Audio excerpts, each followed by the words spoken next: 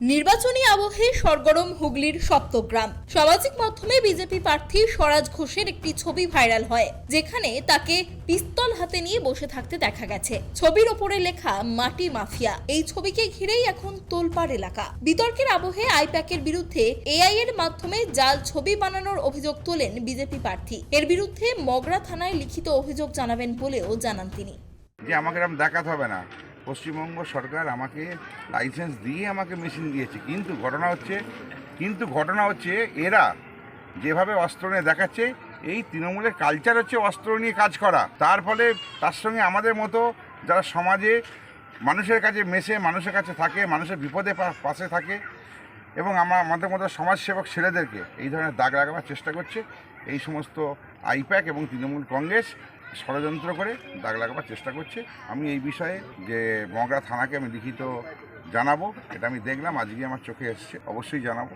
প্রশাসন তার আইনত ব্যবস্থা নেবে। বিজেপি প্রার্থীর এই অভিযোগকে গুরুত্ব দিতে নারাজ তৃণমূল। শাসক শিবিরের দাবি, ছবিতে যা দেখা যাচ্ছে তা কোনোভাবেই কৃত্রিম নয়, বরং বিজেপির আসল চেহারা। আসলে বিজেপিতে ভালো মানুষের অভাব আছে, যার কারণে এই ধরনের ক্যান্ডিডেটকে বিজেপির প্রয়োজন হচ্ছে বিধানসভায় দাঁড় করানোর জন্য।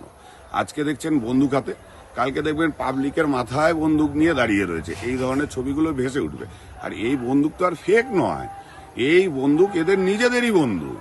সুতরাং এই ধরনের মানুষগুলোর থেকে সপ্তগ্রামবাসীকে যত দূরে থাকা যায় ততই ভালো, কারণ এই ধরনের মানুষ সমাজের কোনো প্রকারে ভালো করতে পারে না।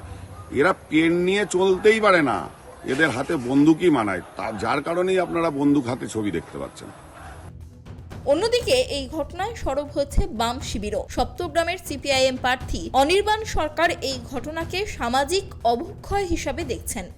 তার যে ছবি দেখা যাচ্ছে, সেই ছবি আদৌ এআই জেনারেটেড নাকি হচ্ছে তার নিজস্ব তোলা ছবি, বা কে তুললেন বা কে ছাড়লেন এটা, আর উনি কেনই বা নিজের ইয়ে থেকে ছাড়লেন, এগুলো হচ্ছে ওনাদের বিষয়। কিন্তু জিনিসটা সামাজিকভাবে এবং তার সঙ্গে আইনগতভাবে এই দুভাবেই হচ্ছে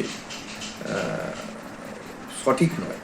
এটা বলা যায় যে এই ধরনের কিছু যদি আসে, সেটা অফসিন, যদি নিজে থেকে কিছু দেওয়া হয় সেটা হচ্ছে অফসিন, এবং সেটা হচ্ছে সাইবার ক্রাইমের মধ্যে চলে আসবে।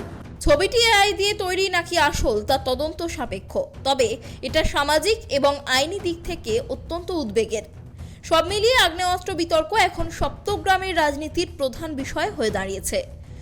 আদতে ছবিটি কারসাজি নাকি এর পিছনে লুকিয়ে রয়েছে অন্য কোনো সত্যি, তা খতিয়ে দেখছে পুলিশ। হুগলি থেকে অমল চক্রবর্তীর রিপোর্ট, কেটিভি বাংলা।